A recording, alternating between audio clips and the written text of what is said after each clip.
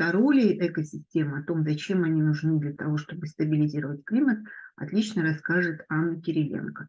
Анна, вы себя сами представьте, и я передаю вам слово. Пожалуйста. Да, спасибо большое, Светлана. Ну, дорогие коллеги, мне действительно очень приятно и для меня большая честь сегодня выступить перед таким большим собранием. И действительно в преддверии КОПа поговорить о роли естественных экосистем, о роли биоразнообразия в контексте изменения климата.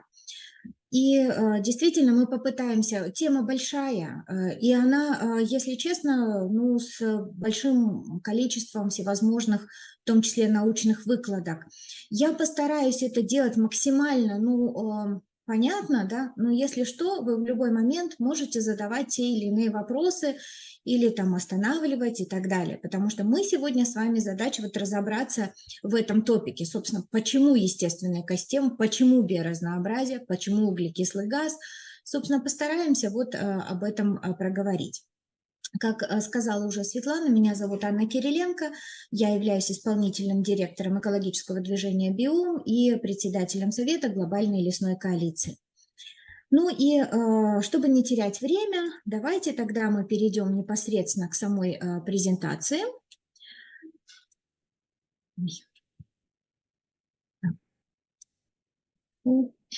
Ну, биоразнообразие и климат, и, собственно, некоторые пути, да, пересечения. Вот вопросы, которые предполагается обсудить. Как связаны вопросы биоразнообразия и изменения климата, что происходит на сегодняшний день с биоразнообразием в мире и Центральной Азии. Здесь очень много говорить, чего можно, но мы постараемся сфокусироваться на отдельных вопросах.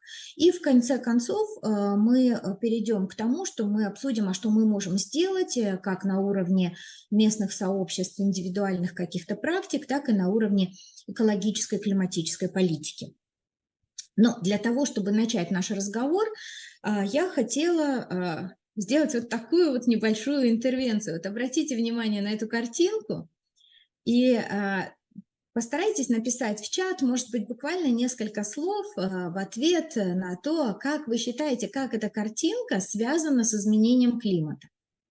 То есть вот любые ассоциации, которые у вас могут возникнуть, они приветствуются.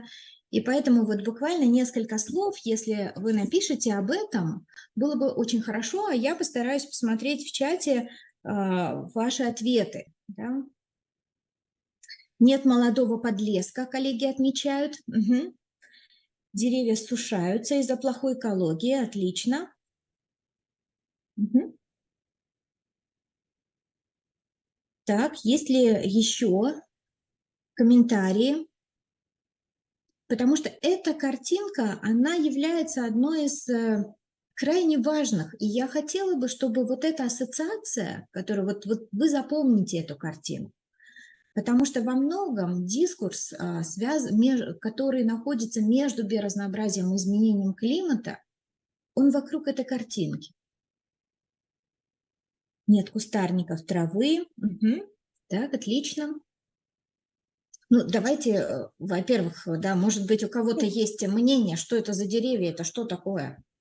Вы можете описать, да, тоже написать, что это такое. Ага, Светлана пишет, что это, скорее всего, искусственные посадки, да, плантация. Угу. Трава высушена. Угу. Да, а с климатом как это связано, коллеги? Как вы считаете, как это связано с климатом?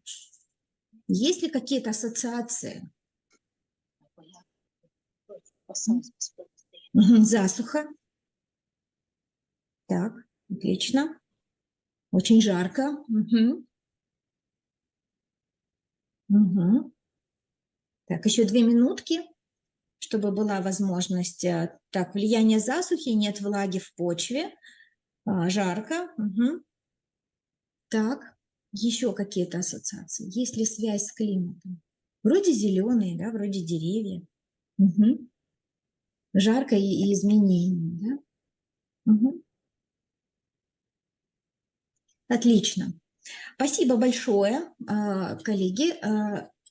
Я не буду пока раскрывать все карты, но давайте мы пройдем вот дальше по презентации. И Если у нас будет время, мы вернемся опять же к этой картинке для того, чтобы посмотреть, а что изменилось в нашем представлении вот в связи с этой картинкой и связи с изменением климата. Ну, как вы знаете, периодически происходят так называемые IPCC-репорты, да, или доклады, связанные там раз в 4 года, да, доклады, связанные с тем, как влияет изменение климата, что оно из себя представляет и как оно влияет на разные сектора.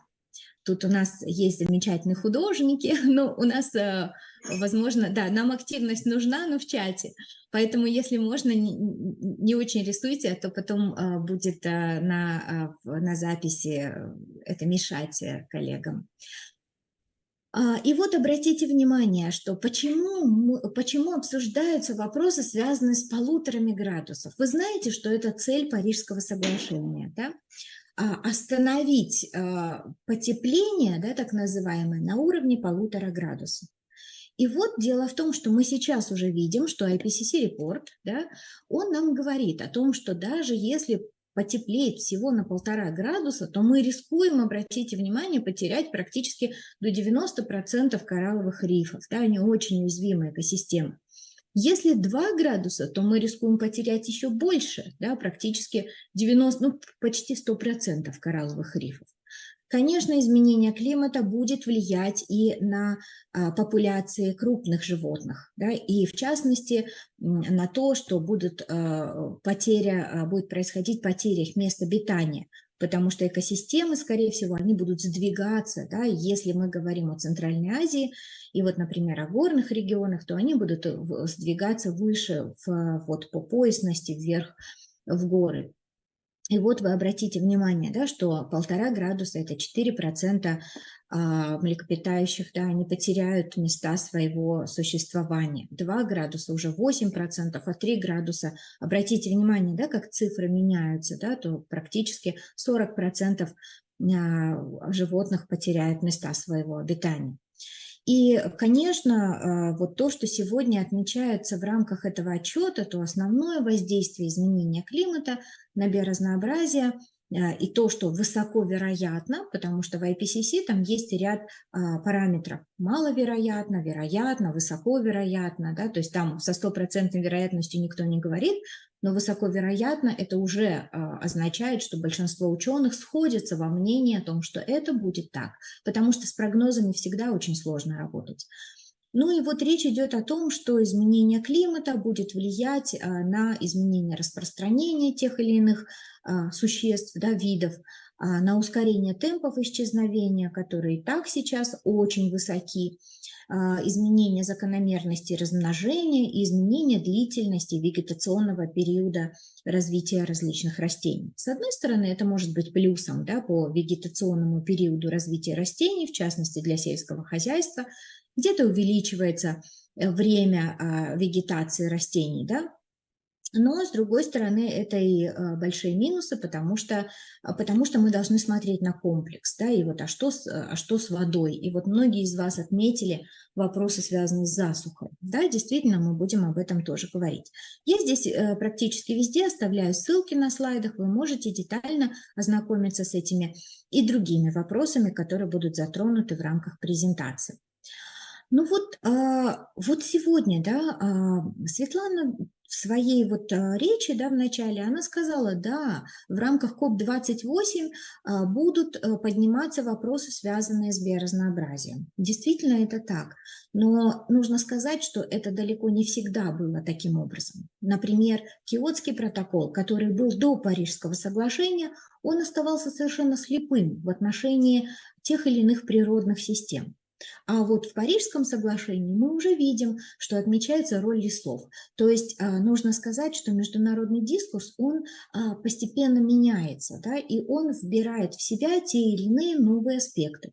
Во многом это связано с тем, что достаточно серьезное лобби и выступления, в том числе и общественных организаций, связанных с научной деятельностью, оно подталкивает и ускоряет процессы изменений в рамках вот этих международных вопросов.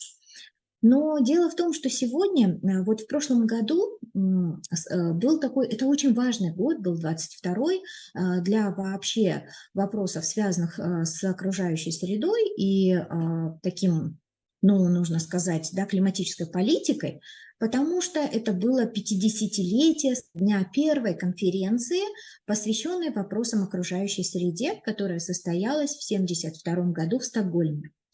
И вот в прошлом году была также конференция в Стокгольме, Стокгольм плюс 50, которая отметила, что сегодня мир находится в рамках так называемого тройственного кризиса.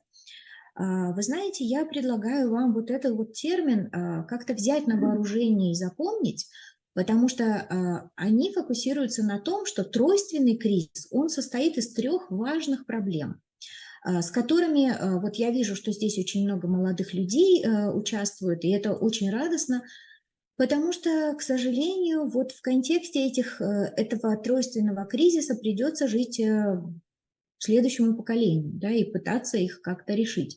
Но времени крайне мало, и нам нужно уже сегодня пытаться принимать те меры, которые могли бы хоть как-то смягчить. Полностью решить, я боюсь, что у нас уже потеряна эта возможность, но смягчить, скорее всего, мы можем.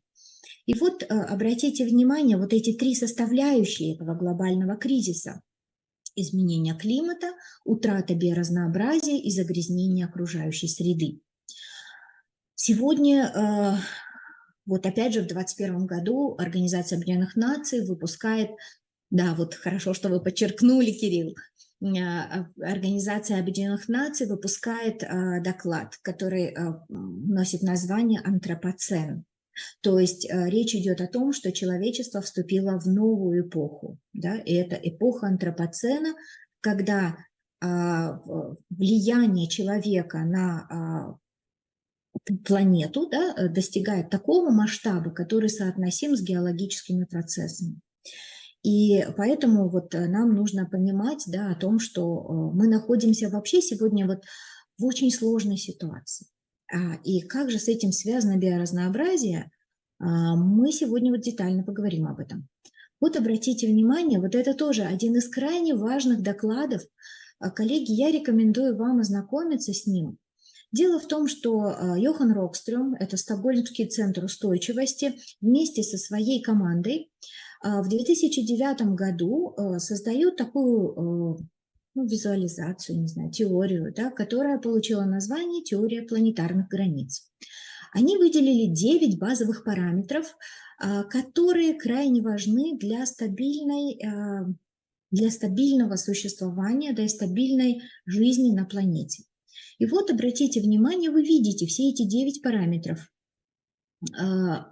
Это визуализация этого доклада, там очень детально прописано, каким образом они измеряли эти параметры, почему именно эти параметры и так далее. Ну вот давайте рассмотрим вот эту схему. Вот обратите внимание, да, вот это там, где зеленая, да, вот пунктирная линия, она показывает безопасное пространство для человечества, в том числе, которое позволит жить вот таким же образом, как мы живем сейчас, и не менять принципиально наши жизненные уклады.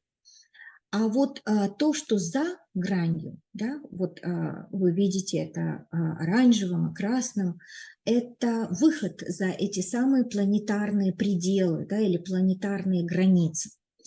И обратите внимание, из всех 9 параметров, которые они выделяют, какие на сегодняшний день наиболее серьезные и наиболее рискованные, где мы уже перешли эти лимиты, да, лимиты планеты, да, лимиты окружающей среды. Вот обратите внимание, новые соединения. А это то, что мы говорили на предыдущем слайде, да, это загрязнение. То есть мы создаем новые химические соединения, да, которые так или иначе не могут возвратиться в природу, потому что не существует соответствующих микроорганизмов, которые могли бы расщепить их, и пока не существует. Да, будем надеяться, что они появятся так или иначе, с помощью или без помощи человека. Это отдельная большая дискуссия, пока не будем сильно глубоко в нее погружаться. Но вот это всевозможные пластмассы там, и так далее, да, вот, время разложения которых просто огромно, и они накапливаются с колоссальной силой. И видите, вот тренды, да, что риск возрастает. Изменение климата, видите, Да, но мы действительно вышли за пределы устойчивости планеты, но тем не менее мы находимся вот, ну, вы видите, да, визуально. А вот что касается целостности биосферы и скорости вымирания видов, то вот здесь вот тут два параметра. Это скорость вымирания видов и индекс сохранности биоразнообразия, да. Ну вот то, что серым, и вы видите, да, здесь звездочки, количественно не определено, и поэтому крайне сложно подсчитать. Но тем не менее этот параметр крайне важен. Изменение наземных экосистем и изменение биогеохимических циклов, да, в частности азота и фосфора. И вот эти три вещи, они взаимосвязаны. Я бы сказала, что даже четыре. И вот сегодня мы как раз и обсуждаем, а как взаимосвязаны вот эти три. Это целостность биосферы, наземные экосистемы, биогеохимические циклы и изменение климата. Да? Но так или иначе, вот эти четыре из пяти ярких наших, так скажем, нарушений, да, они все связаны так или иначе вместе. И эти границы были рассмотрены в 2015 году.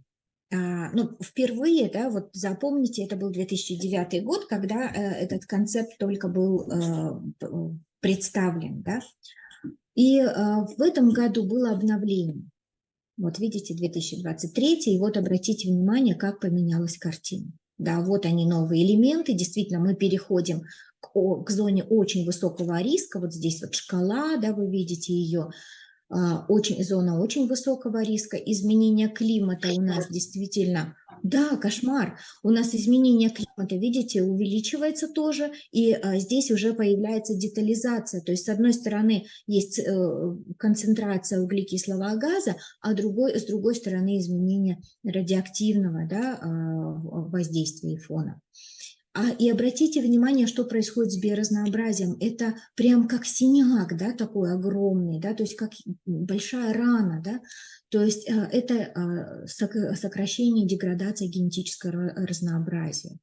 То есть мы действительно на сегодняшний день, и это было отмечено в рамках вот этого доклада ООН, который получил название «Антропоцен», что мы находимся сегодня, мы живем с вами сегодня в рамках шестого массового вымирания видов. Да, шестого массового вымирания видов, которое происходит, к сожалению, по вине человечества. То есть скорость более чем в 100 раз потери видов на сегодняшний день превышает скорость естественного, да, видообразования, смены видов. И функциональные, да, изменения, то есть это деградация экосистем. Вот про функции экосистем мы сегодня тоже чуть-чуть подробнее поговорим, да.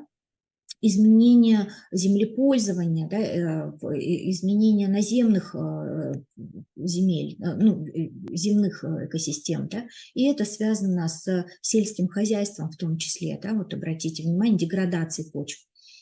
А это вода, цикл воды, использование пресной воды. Но заметьте, здесь есть два вида воды.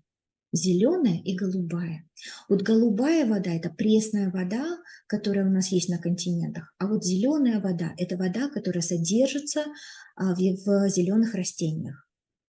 И здесь вот мы видим и то, и это, да, оба эти параметра, они также вышли уже из зеленой зоны, из зоны ну, оперативного управления, да, или оперативного, то есть это возможности, да, нашей более-менее стабильной жизни.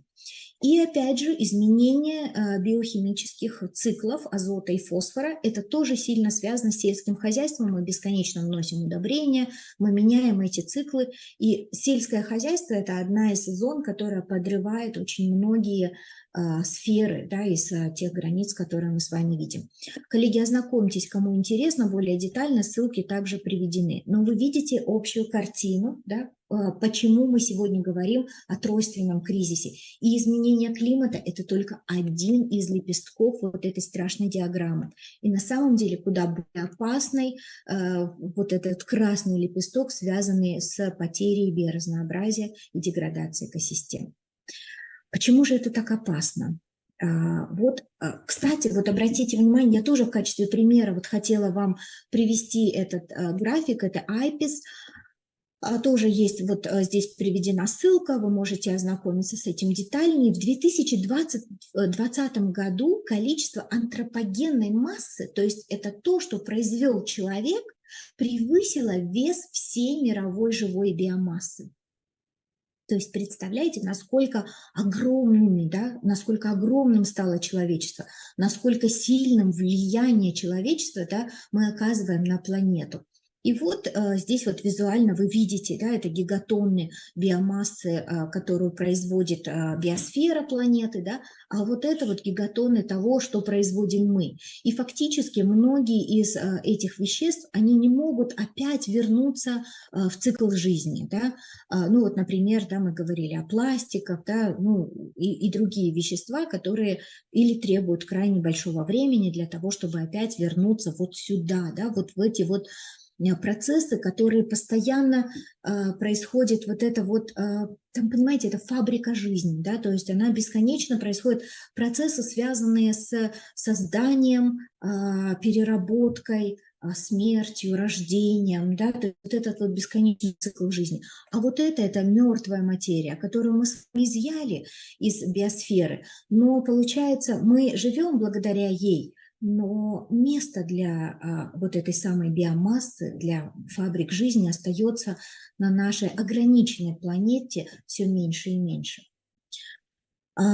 Вот почему вот эта зеленая биомасса, почему она так важна, почему мы сегодня говорим об этом все больше и больше? Дело в том, что я вот хотела бы обратить ваше внимание на труды всемирно известного ученого Виктора Георгиевича Горшкова. Он, к сожалению, ушел от нас в 2019 году. Он дружил с Эмиль Джапаровичем Шукуровым, центральноазиатский ученый, также внесший огромный вклад, и мой учитель. И Виктор Георгиевич вместе со своими коллегами, вот Анастасией Макаревой, он создает теорию биотической регуляции окружающей среды. Нужно сказать, что Виктор Георгиевич не был экологом по своей специальности базовой. Он был физик, математик, и работал он в Институте ядерной физики Санкт-Петербурга. И дело в том, что он стал, вот через расчеты, он столкнулся с тем, что он увидел удивительные вещи, связанные с окружающей средой. С чем это связано? Вот нас с вами в школе учили, что жизнь, она пластичная, и она меняется в зависимости от того, как меняются условия окружающей среды. То есть она подстраивается под любые изменения окружающей среды. И мы видим поэтому такое колоссальное разнообразие видов. То есть виды, которые приспособлены к жизни в Арктике, да, они вот имеют свои характеристики, там мех, определенная массу тела, особенности теплорегуляции и так далее. Те, что живут в тропиках, они совершенно другие. И мы тогда говорим о том, что вот есть некие биогеографические особенности, вернее, климатогеографические особенности планеты, и жизнь приспосабливается к ним. А Виктор Георгиевич говорит, нет, не все так просто. Да, есть приспособление, но все устроено гораздо сложнее. Жизнь не просто приспосабливается, жизнь приспосабливает окружающую среду к своим потребностям. Представляете? То есть это ровно другой подход. То есть когда жизнь создает условия, благоприятные для собственного существования, и она это делает миллиарды лет. И он математически доказывает вот эту колоссальную работу экосистем, которая происходит ежесекундно в поддержании условий, благоприятных для жизни. Что такое эти условия, благоприятные для жизни? Ну, во-первых, это температура.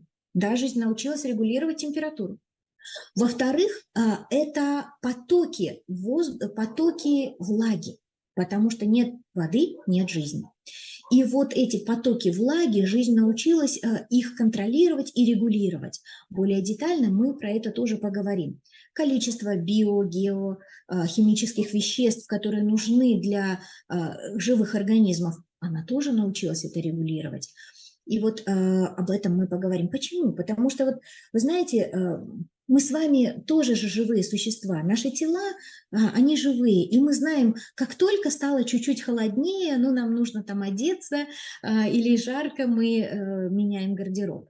Но жизнь точно так же. Она говорит, нет, мне нужно, чтобы средняя температура на планете была всегда более-менее одной и той же.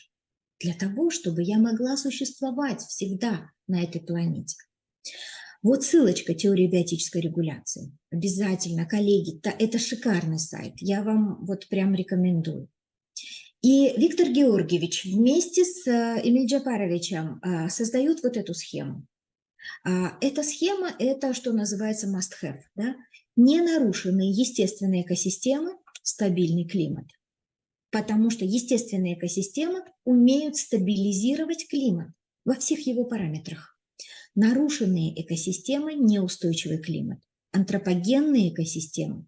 И вы видели, да, что какое количество антропогенных мы переделываем ландшафт в худшую, да, сторону. Это непредсказуемые изменения климата и фактически климатическая катастрофа.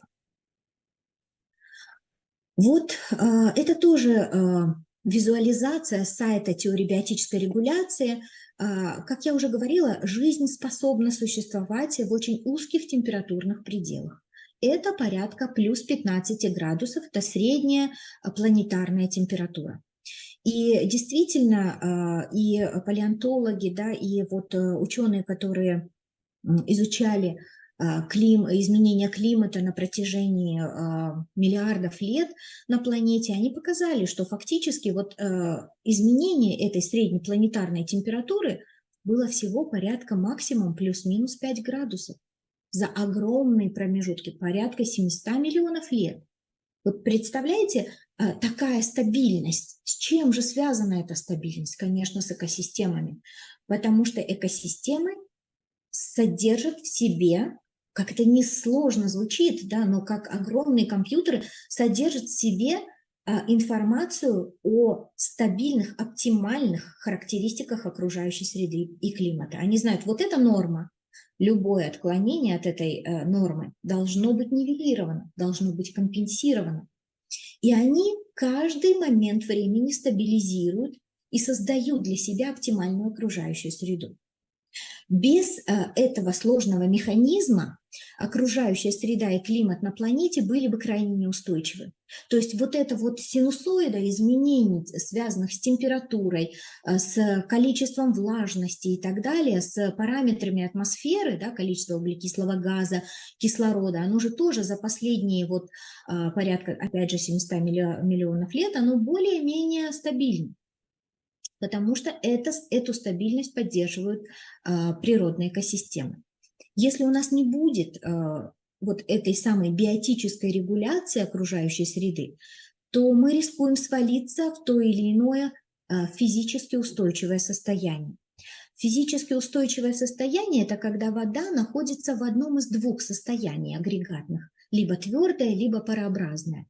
Если вода находится в трех состояниях, как у нас на планете, это жидкое, твердое и парообразное, то это совершенно с точки зрения физики неустойчивое состояние, которое характерно только для планеты, на которой есть жизнь. И, возможно, вы слышали о таком ученом, которого это Лавлок, да, который он выдвигает теорию геи. Почему? Когда-то НАСА приглашает Лавлока для того, чтобы определить, как можно выявить планеты, на которых есть жизнь. И Лавлок понимает, что базовое условие, да, где есть жизнь, это то, что должны быть некие аномалии. На планете должны быть физические аномалии. Физические аномалии на планете говорят о том, что да, скорее всего, там есть жизнь. Потому что стабильные с точки зрения физики планеты, там жизни нет. Но это, опять же, то, что говорит нам Лавлок. Да? И сегодня вот мы должны понимать, что нет лучшей технологии в борьбе с изменением климата, чем живые экосистемы. Потому что только жизнь создает условия для жизни. И пока жизнь контролирует различные параметры, ведь, коллеги, углекислый газ только один из параметров этого сложнейшего механизма. Вы видели, что фосфор, азот, да, и вода, водяной пар, да, все это Это только маленькая часть, то есть биогены, да, то есть вот эти вот биологически активные вещества, которые крайне важны для нас, они находятся под контролем биоты. Биота все время понимает, сколько того, сколько этого, да, как большой такой баланс, и она держит этот баланс на должном уровне. И если мы доверим, да, стабилизацию, контроль климата биоте, то тогда проблем, связанных с изменением климата, абсолютно не будет. И мы покажем сейчас это на расчетах и на том, как это работает. Но если мы продолжим уничтожение естественных экосистем, то и даже если мы прекратим, и вот с этой секунды ни одного атома углекислого газа, ни одной молекулы углекислого газа мы не выбросим, ну, это, конечно, фантастика абсолютная, да, но, допустим, мы все равно получим дестабилизированный климат, потому что нет этих фабрик, которые его будут стабилизировать. Понимаете? И вот этот вопрос, который все время сейчас связан с углеродом, да, ставится в повестку дня, он является, это опасно, потому что он очень узкий. Это только один из элементов большой проблемы. Да, действительно, человечество выбрасывает углекислый газ. Да, действительно, мы выбрасываем его гораздо больше, чем на сегодняшний день может поглотить биосфера. И мы должны уменьшать количество выбросов углекислого газа, потому что это поможет и без того находящимся на грани существования экосистемам хоть как-то это все стабилизировать. Но это не все. Это только один из элементов решения этой проблемы. Этого недостаточно принципиально. Если мы не остановим сокращение, деградацию экосистем, в этом случае, независимо, как я уже сказала, от роста выбросов углекислого газа, углерода в атмосферу, климат Земли развалится и перейдет в одно из полностью непригодных для жизни состояний. Но, по всей видимости, мы этого уже не увидим, и, возможно, экосистемы все-таки после того, как человечество потеряет свои вот эти цивилизационные наработки, экосистемы, возможно, восстановятся. Да? То есть, но какое время для этого потребуется и какой новый баланс будет выработан, да, экосистемы, мы не знаем. Потому что уже сегодня мы живем не в первой биосфере, а во второй, в кислородной. До кислородной биосферы была бескислородная биосфера. А вот какая будет третья? И будет ли она? А наша задача в интересах человечества сохранить именно вот эту кислородную биосферу. И, в принципе, биота ненарушенная может восстановить и изменить концентрацию, практически 100% концентрацию углекислого газа за время порядка 10 лет. Мы, ну вот я то, что говорила, да, то есть мы сейчас уже живем во второй биосфере номер 2, да, где мы имеем окисленную атмосферу, а до этого она была восстановлена. И, собственно, вот поговорим о том, как же экосистемы регулируют климат, через какие механизмы. За счет долгой эволюции каждая экосистема, она, находясь на определенной территории, понимает, как регулировать климат этой самой территории и водный баланс именно этой территории. Потому что генетически друг другу заточены, понимаете, как пазлы, виды друг другу помогают. То есть если раньше вот теорию Дарвина мы знали, да, о том, что мы говорили о том, что только выживает сильнейший, что борьба межвидовая – это главный элемент эволюции, да, и внутривидовая борьба, которая еще жестче, это главный элемент эволюции. Да, внутривидовая борьба крайне важна, да, для того, чтобы оставались в популяции только те особи, которые могут в лучшей степени стабилизировать окружающую среду. Но базовая характеристика – это взаимодействие, взаимоподдержка между видами. Не борьба между ними, а взаимоподдержка.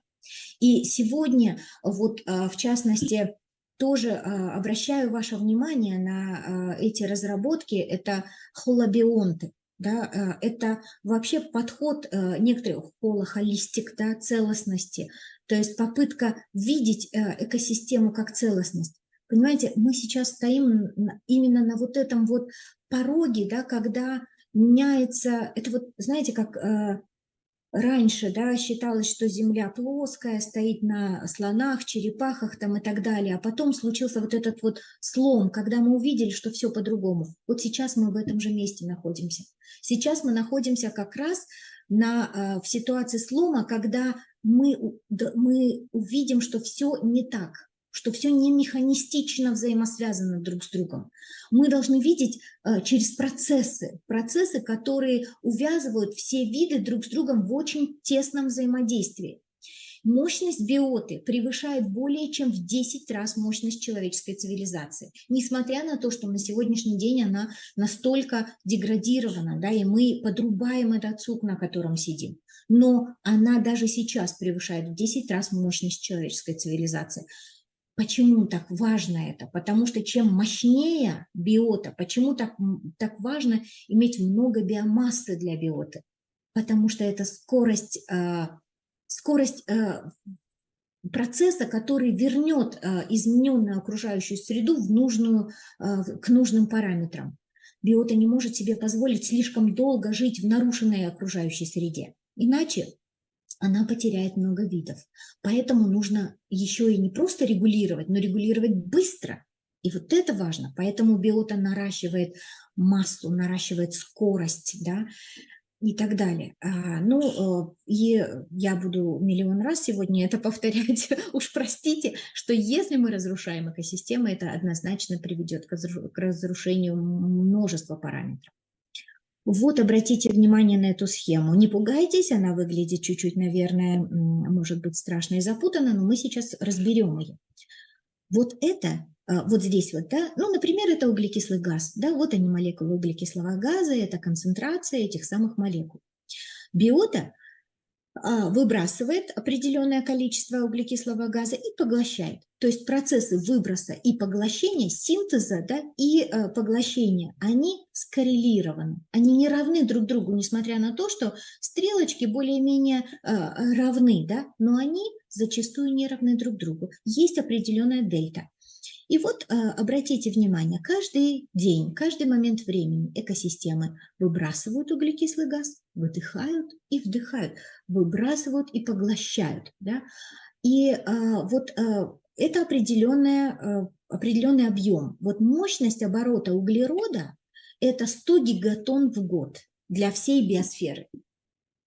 И в атмосфере содержится на сегодняшний момент порядка 1000 гигатонн в год. Из этого мы можем сделать вывод, что порядка 10 лет достаточно для того, чтобы стабилизировать углекислый газ. Любую концентрацию углекислого газа можно стабилизировать за счет вот этой работы биосферы. Теперь обратите внимание, вдруг возникает возмущение. Да? Например, человечество выбрасывает углекислый газ. Это возмущение. Увеличивается количество этих самых биогенов. Да? Соответственно, экосистема начинает... До какого-то момента экосистема не чувствует это порог чувствительности так называемый, да? Но это то же самое, как у нас с вами, наше тело точно так же устроено. Если мы трогаем что-то теплое, да, порог чувствительности у нас низковатый, ну, мы нормально. А вот если уже горячее, мы отдергиваем руку. Происходит реакция, да? Точно так же и в экосистеме. До какого-то момента экосистема не реагирует. Ну, повышается углекислый газ, ну и ладно. Но как только концентрация вот этих биогенов, тут может быть любой биоген, это и углекислый газ, это может быть и азот, фосфор, да, водяные пары и так далее. И в какой-то момент она начинает чувствовать слишком много.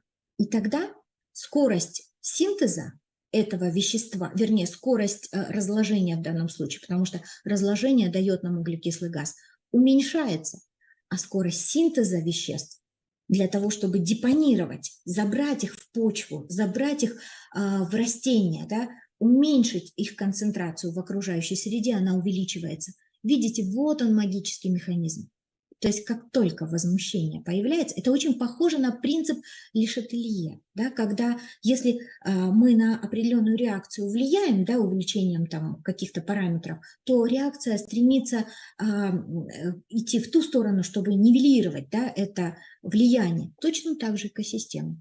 Но только, конечно, принцип Le Chatelier неприменим, да, к незамкнутым системам, да, экосистемы не являются замкнутыми. Но вот таким образом происходит постоянная стабилизация. Чуть больше они начинают работать в то, что было бы их меньше. А если будет меньше углекислого газа, будет ровно другой процесс. Они начнут больше выбрасывать его, да, потому что нужна правильная концентрация, потому что таким образом они стабилизируют температуру. Это слайд про потерянный сток, что действительно сегодня речь идет о том, что вот когда начинают рассчитывать, да, какое количество выбрасывается, да, это вот это, и какое количество так или иначе поглощается, то определенный сток потерян, да, и он объясняется только теорией биотической регуляции, ничем другим. На сегодняшний день в рамках Конвенции по изменению климата, и вот в частности определенных разработок, есть и глобальные заблуждения, которые могут быть риском для всей планеты, потому что они опираются на крайне упрощенные модели. Вот обратите внимание, да, вот здесь вот это эффекты, связанные с бореальными и разными типами лесов.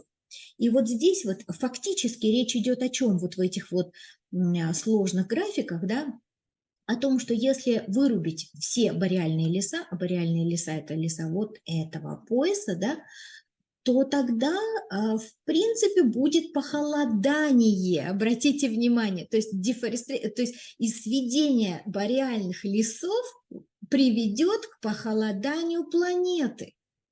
Да? Почему? Потому что они говорят, что если мы вырубим все леса, тогда на этих территориях, леса же темные зимой, да, то на этих территориях будет снег лежать, снег будет отражать вот альбедо, и, соответственно, будет похолодание, да, на вот этих всех больших территориях. Это глобальное заблуждение, потому что если мы потеряем бореальные леса, да, которые сегодня являются вот этими фабриками, да, по глобальной стабилизации планеты, то это будет большой риск. А это и леса Казахстана в том числе, да, и леса России, Канады и так далее. Да, то есть, и вот, понимаете, вот зачастую в научном дискурсе могут появляться вот такие опасные вещи, да, которые могут приводить, они могут быть поддержаны, например, лесопромышленниками, которые скажут: ой, да, это же счастье, это ваши замечательные выводы, такие прекрасные, давайте же рубить и зарабатывать на этом большие деньги. И мы тогда потеряем все, коллеги, это вот очень-очень опасные вещи. Каждое существо, которое живет на планете, занимает ту или иную нишу. И в стабильных экосистемах, когда производится первичная продукция, да, вот биомасса, ее потребляют, самое большое количество биомассы потребляют самые малыши, самые маленькие, например, бактерии. Видите? Бактерии потребляют и меняют, да, вот вводят вот в этот вот цикл жизни более 90% биомассы, которая производится на планете. Да? И это крайне важно, потому что их много, они очень разные, они очень быстро могут меняться, да, что они тут же, например, поменялись условия, появились новые бактерии, умерли эти и так далее. Насекомые порядка 10% биомассы потребляют, а большие организмы, крупные, должны потреблять около 1% биомассы. А мы с вами сегодня, человечество, потребляет более 10% биомассы. То есть фактически это нарушает, и энергии, да, то есть биомассы и энергии планеты. Это нарушает, то есть вот это ведет к тем самым разрывам планетарных границ, о которых я говорила. То есть нам нужно не только бороться с вопросами, связанными с углекислым газом, но нам нужно пересмотреть Само вот это вот вопросы, связанные с перепотреблением. Мы потребляем гораздо больше, чем нам положено природой.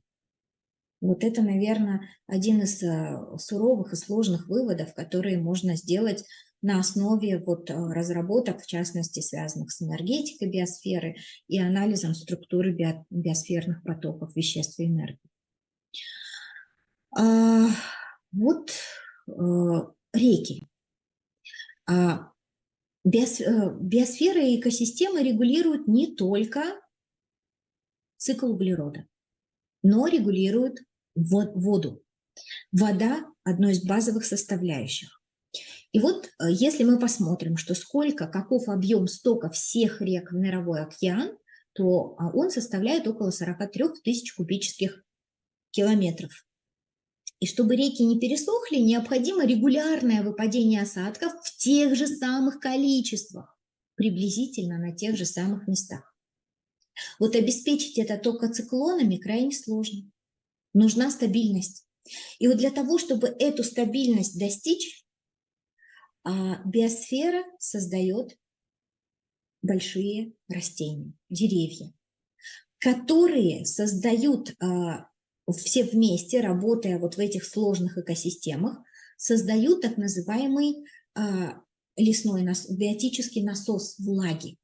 То есть это своеобразный водопровод, который природа тянет от океана внутрь континента и еще и по пути опресняет эту самую воду.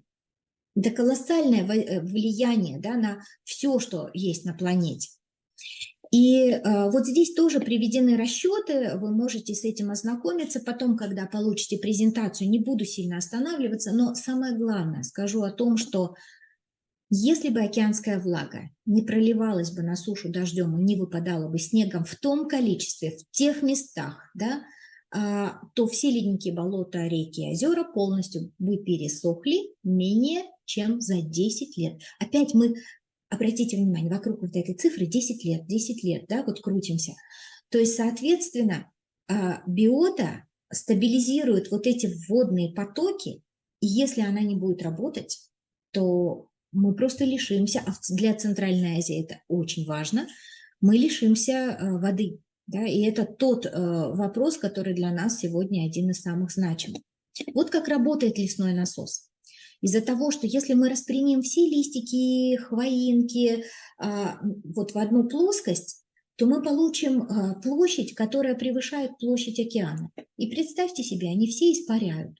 Соответственно, доля суммарно испаряемой над лесами влаги, да, она больше, чем испарение над океаном. Практически в 2 раза, почти что, да, но чуть меньше. А соответственно, здесь испаряется, а здесь внизу создается опять же аномалия давления. То есть происходит как бы затягивание воды из океана. Здесь зона отрицательного давления формируется. И фактически вот как работает вот эта самая труба, да, водопровод. Вот сюда затягивается влага из океана, и, соответственно, здесь она и проливается потом дождями, снегами и так далее. Если испарение меньше, чем вот это испарение, то так или иначе воздух будет идти внутрь океана, и он будет нарушать циркуляцию над океаном, создавая штормы, тайфуны и так далее. То есть, опять же, тоже это тоже большая проблема, да? Соответственно, вот этот вопрос сейчас тоже очень сильно дискутируется, что почему дует ветер, потому что деревья качаются, или деревья качаются, потому что дует ветер, да, это вопрос из детства. Но вот ветер дует туда, где происходит наибольшее испарение влаги, особенно в местных вот этих вот контекстах, да, территорий. Если мы вот обрубим эту трубу, да, то есть труба достаточно, то есть резистентность, да, у любой экосистемы. Но если мы обрубим эту трубу вглубь континента в пределах 600 километров, то внутри континента мы получим пустыню. Эмиль Джапарович говорил, что фактически все пустыни, которые мы имеем сейчас на планете, дело рук человеческих. Потому что мы с вами любим селиться на берегах. И, конечно, все вот эти вот древесные насаждения, они идут на строительство домов, городов, поселений и так далее. И это самое уязвимое оказалось место. Да? И вот, соответственно, мы получаем потом внутри континента те или иные пустыни. Соответственно, надо ли помогать, да, вот этому самому сложному процессу? Ну, ему очень сложно помочь, ему нужно не мешать. И вот это не мешать, вот знаете, у нас в рамках политик, да, все время надо что-то делать, это хорошо. Но иногда надо не трогать, иногда надо ничего не делать. Вот просто это не трогать. И это сложно принять, понять иногда, но тем не менее. Ну и основной вывод: реки текут до тех пор, пока есть леса. Не будет лесов, не будет рек. Для нас это крайне важный вывод. Ну и вот обратите внимание, ну почему, да, что деревья берут гораздо больше влаги из почвы, чем им нужно. И скорость, то есть деревья тоже как своеобразные вот эти трубы, да, что скорость сока, которая движется в растениях, да, она достаточно велика, и воды, да, которая поднимается, и составляет у травянистых растений около 1 метра в час, а у высоких до 8 метров в час. То есть представляете, с какой скоростью идет вода вверх. И само растение использует для своей жизнедеятельности менее 1% поглощаемой ими из почвы воды, а 99% проходит транзитом и через листья и возвращается назад в атмосферу, чтобы призвать новый дождь. То есть, но опять же, последние разработки показывают, что у экосистем есть два режима – сухой и влажный. Они знают, что если, например, в воздухе маловато влаги, и сколько ни выбрасывай в атмосферу влаги, дождь не появится, они как бы замирают. И наоборот, минимизируют расход влаги. Они ждут, когда появится вот этот ветерок, в котором больше влаги. И в этот момент они начинают активно выбрасывать. Да? То есть это как вот, знаете, вкладывать, да, как в банке для того, чтобы получить больше, да, на порядок больше. И они выбрасывают не только пары, да, воды, они выбрасывают еще определенные вещества, которые являются семенами конденсации. Да, и они, вот эти семена конденсации, они позволяют на определенной высоте создавать облака. Ну вот я вам покажу сейчас облака. Вот. Вот обратите внимание, лес может формировать низкие облака. И за счет вот этих вот специфических веществ, то есть испарение раз, но специфические вещества – это два. И тогда капельки воды слипаются друг с другом и выпадают дождем именно в этом месте. Нужно лесу дождь здесь и сейчас, он больше выбросит этих веществ. Соответственно, больше будет этих семян, зерен конденсации. Да? Соответственно, вот эта облачность, она быстрее выпадет. И, ну и плюс охлаждение территорий, да, и это только начало того, что мы начинаем понимать про сложные системы, и вот в частности про экосистемы. Ну вот, обратите внимание, потоки постоянных ветров, видите, куда они дуют? И вот зоны пустыни. Ну, я уже говорила, да, что это вот климатические насосы формирования ураганов. Когда ветер дует внутрь с континентов, то это может формировать ураганы, тайфуны и так далее. Биотический насос работает не только летом, но экосистема способна аккумулировать влагу через перехват кронами определенного количества атмосферной, дождевой влаги или снега. Да? То есть вот она перехватила влагу в виде снега, и здесь, конечно, будет гораздо все более увлажнено. Да? И более того, они могут не просто перехватывать, они создают вот такой как бы спонж, да, губку, огромную губку, которая позволяет эту влагу накапливать. Это аккумуляторы. То есть у каждого леса, естественного леса, есть аккумуляторы, которые сохраняют, то есть если нам нужна электрическая энергия в аккумуляторах, то им нужна прежде всего вода. Это база, да, для жизни. И вот эти аккумуляторы, они позволяют выживать очень долго, когда что-то происходит. да, когда не хватает влаги или когда пожар, потому что естественные леса на такие огромные территории не выгорают, как мы видим сейчас, потому что у них есть эта влага. А почему горят так леса? Потому что это не естественные леса. Мы вырубаем и садим подсадки. Мы сажаем новые плантационные, да, насаждения, которые так не умеют. Для того, чтобы им превратиться в естественную, вот в такую семью, да, в такую сложную систему, должно пройти много лет. А быстро они не могут. Соответственно, они такие незащищенные. Перед любой спичкой они могут загореться, и все. А вот такие вот взрослые леса, которые лесники называют зачастую перестойными, старыми, которые якобы требуют вырубок, да, ну вот они как раз и делают самый главный базовый вклад и в стабилизацию климата и так далее. Ну и в связи с новыми знаниями, которые появляются, меняется и представление о самом цикле воды, да, и видите, вот эта картинка из учебника, и обратите внимание, здесь вот лес, да, я обычно спрашиваю, где здесь ошибка, но сегодня, наверное, это не очень удобно. А вот здесь вот видите, вот он лес, и испарения из леса никакого особо не видно, да, то есть тут нет на этой картинке как раз работы биотического насоса. И обратите внимание, какое испарение с океана, да, и практически гораздо меньше с поверхности воды. То есть здесь на этой картинке еще не отражается биотический насос, хотя мы уже про него с каждым днем знаем все больше и больше.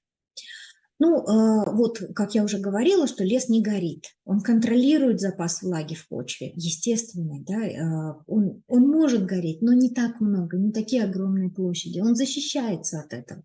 Это то, что он уже знает на протяжении миллионов лет жизни лесов, они знают, как с этим справиться. Ну и вот заблуждение, понимаете, вот нам все время говорят, ребята, вот главное это вот Эмиль Джапарич, он любил рисовать вот такие экобасни, изобасни, да, и вот видите, нам говорят, вот углекислый газ, а за этим углекислым газом мы не видим, что база-то вот, она нарушается, что мир чуть-чуть заблудился, да, ключ климатической устойчивости, он в лесу, и вот это вот важно. Ну и про Центральную Азию. Мы, конечно, уникальные коллеги. Почему вот Светлана говорила о том, что да, все-таки мы считаем, что надо, чтобы в рамках механизма устойчивого развития, это статья 6.4 Парижского соглашения, все-таки выделялись средства на сохранение, не восстановление, восстановить экосистему в той сложности, о которой я сейчас рассказывала. Вот я боюсь сказать слово «невозможно», потому что я верю, что, наверное, возможно, да, но это очень сложно, это долгий процесс. А вот сохранить нам важно. И вот обратите внимание, это вот ЗОИ, да, и Critical Ecosystem Partnership Fund, СЭП, да, вот они подготовили, мне очень нравится эта публикация, тоже вам рекомендую.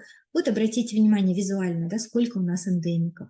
А это то самое генетическое разнообразие, которое, помните, вы видели вот этот ужасный синяк, да, потеря биоразнообразия в рамках планетарных границ. Вот, нам есть что сохранять. Видите, как много, да, у нас этого вида. И ведь каждый этот вид, если мы потеряем, он не восстановим. То есть восстановить вид без вот этой самой генетики крайне сложно. Да, вы мне скажете, есть определенные банки генетические, да, там семян и всего остального.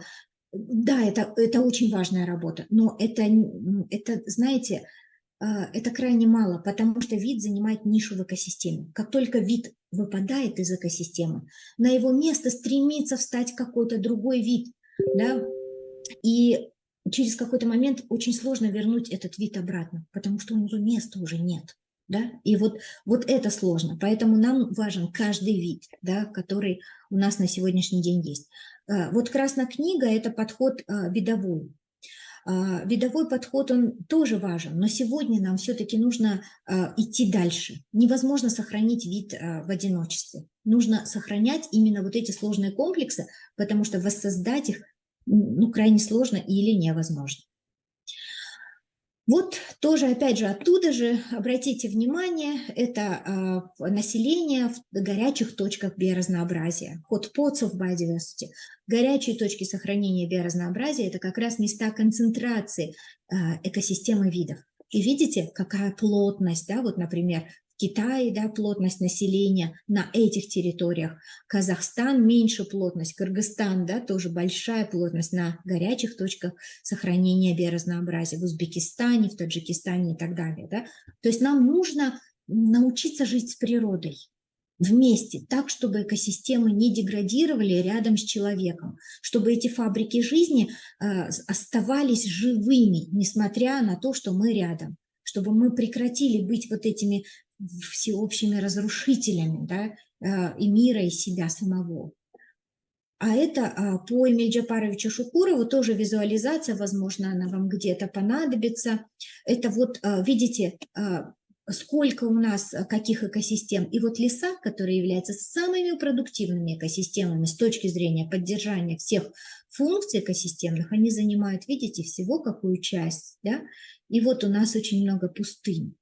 То есть нам, соответственно, вот это, как зеницу ока надо беречь. И тоже даю ссылку на вот важный документ «Аналитический обзор приоритетов сохранения биоразнообразия экосистем Викоповский». Я там одна из авторов. Мы много нашли с коллегами интересных интересных находок. Вот, кстати, одно из них. Вот обратите внимание, это антропогенная нагрузка на экосистемы. 0 – это минимально, 100 – максимально. Да?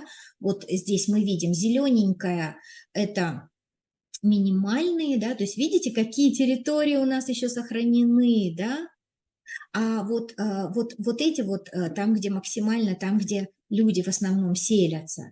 Но нам есть что сохранять. И обратите внимание, Казахстан, какой богатый Казахстан с точки зрения уникальных экосистем, да, и еще сохранившихся с минимальной антропогенной нагрузкой. Узбекистан, да, тоже, да.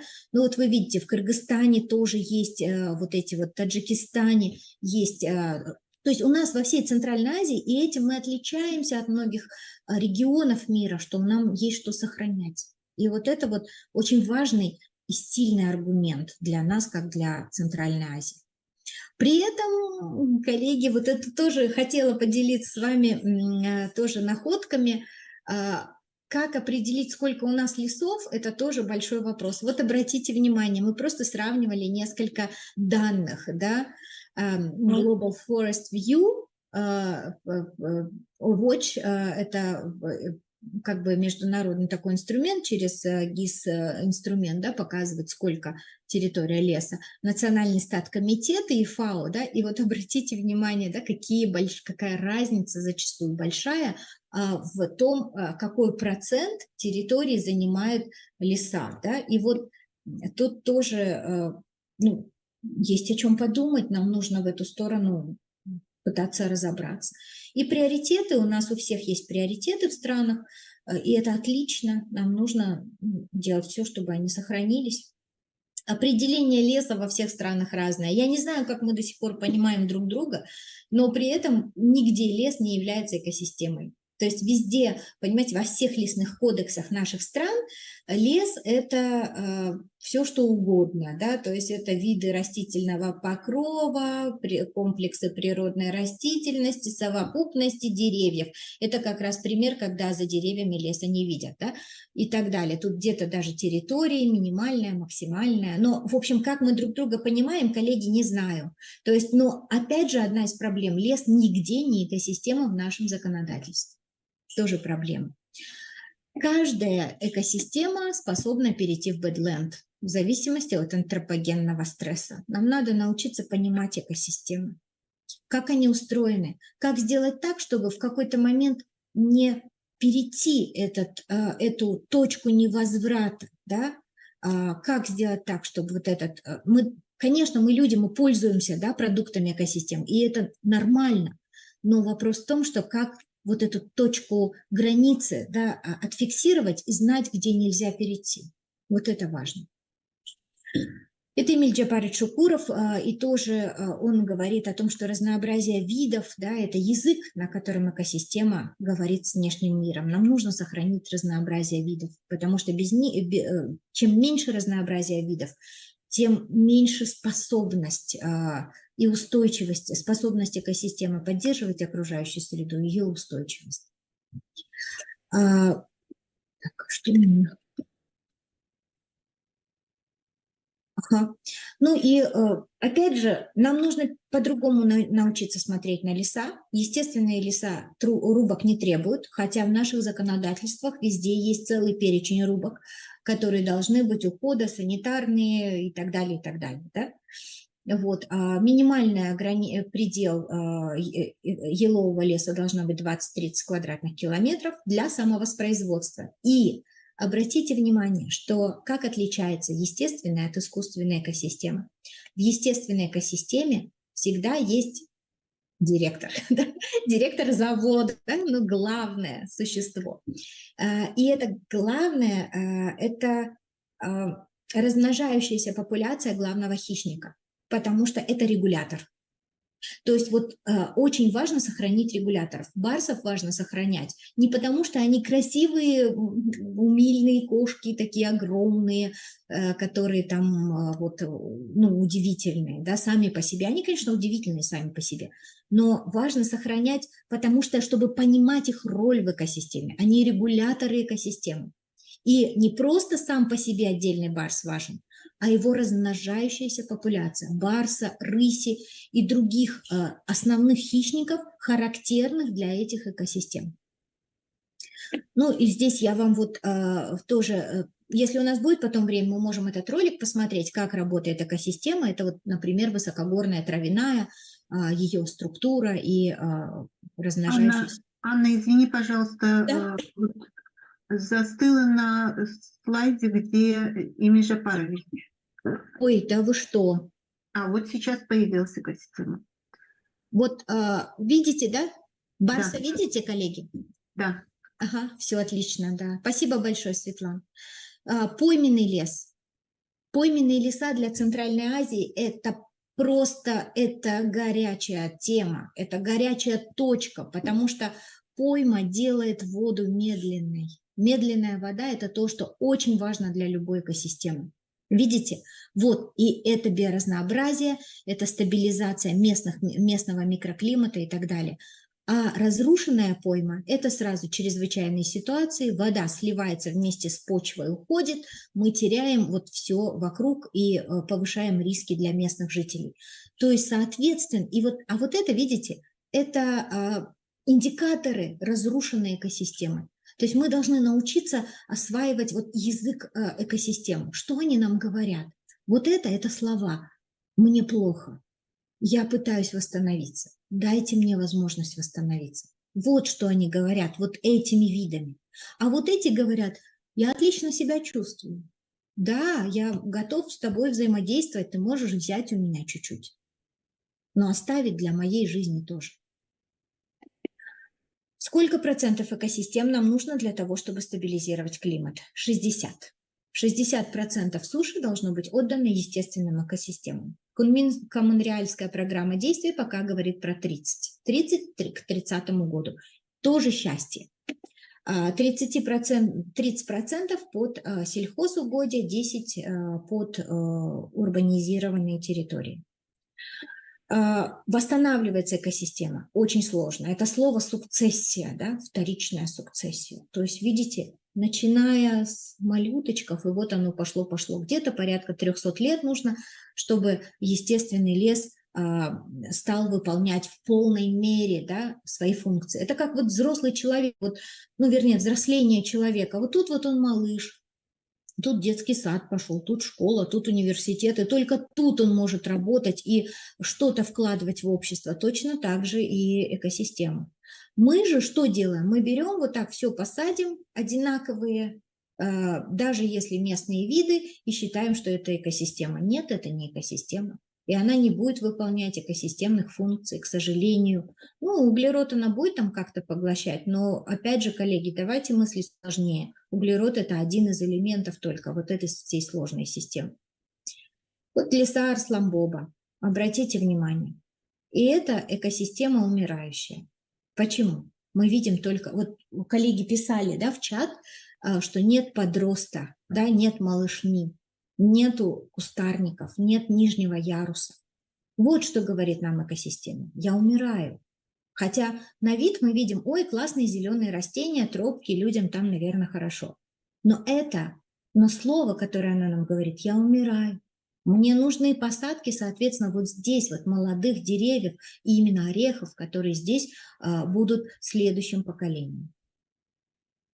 Ну, это уже про то, как озеленять территории населенных пунктов, не буду останавливаться. А как восстанавливать экосистему?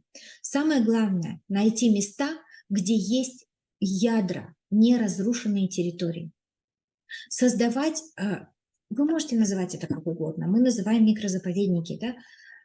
Вот есть вокруг реки какая-то часть ненарушенного пойменного леса. Отлично, это матрица. Матрица, которая дальше может разрастись и вот здесь захватить другие территории и управлять этими территориями.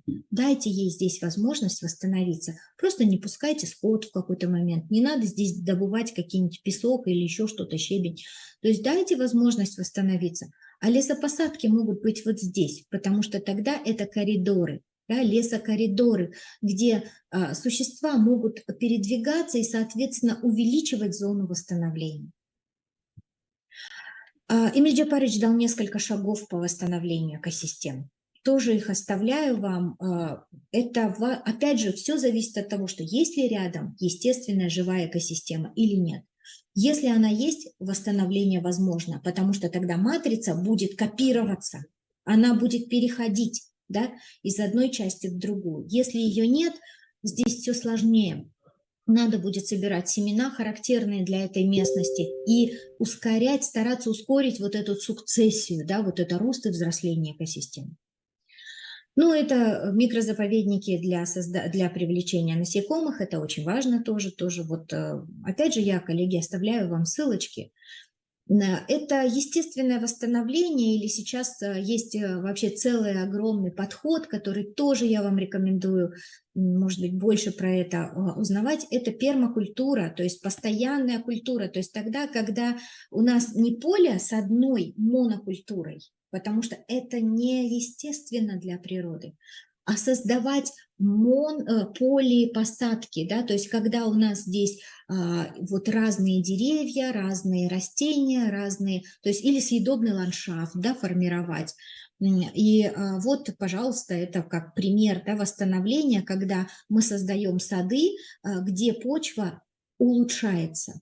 Потому что вспахивание почвы мы убиваем верхний слой микроорганизмов, мы живем на этом разрушении какое-то время, но на самом деле, вот как говорят коллеги, кто занимается пермакультурой, человечеству осталось только 60 урожаев. Вот. Соответственно, нам срочно нужно осваивать другие методы ведения сельского хозяйства, в частности, пермакультуры. Ну вот, и, соответственно, посадки, да, плантации – это не леса. Вот она фактически с другой стороны фотка, с которой мы начинали с вами разговаривать. Это посадки эвкалиптов. Эвкалипты чаще всего, да, вот когда высаживаются эвкалипты потребляют огромное количество воды. Это фактически зеленые пустыни. Они выпьют отсюда все и убьют это место. Те люди, кто их посадил, они возьмут, будут делать там бумагу для целлюлозной промышленности, их будут использовать или как-то еще, но это место, оно уже не будет таким плодоносным, да, и в этом смысле не каждое дерево является частью экосистемы. Нам нужно понимать, когда мы садим что-то, нам нужно понимать, что мы делаем. Потому что если мы создаем вот это, то есть плантация – это не леса ни в коем случае, а в рамках, к сожалению, конвенции по изменению климата, например, есть такой механизм, как RED и RED+, который зачастую дает деньги на вот такие вот фермы, да, ну там, я не знаю, плантации, которые улавливают углерод. Ну да, они улавливают, но они разрушают все остальное. Они забирают эти места, у естественных экосистем. И тут представьте себе, конечно, здесь будут жить вредители. Почему? Потому что вредители – это иммунитет экосистемы, это ответ на монокультуру. Нельзя, что-то не так, что-то неправильно, нам нужно это убрать. Да? Вот что говорит нам слишком увеличенное количество вредителей.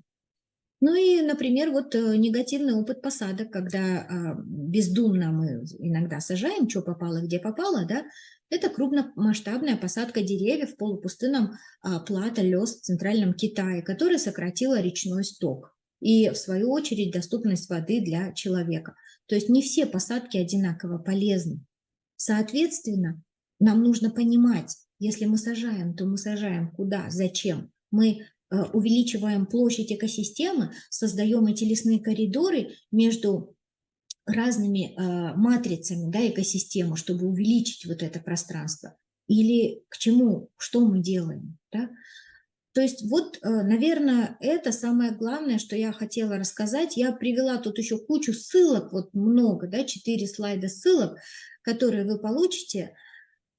И я прошу прощения, что много времени заняла, но это одна из моих любимых тем, поэтому я с удовольствием готова ответить на вопросы, если, конечно, Светлана, у нас есть время на это.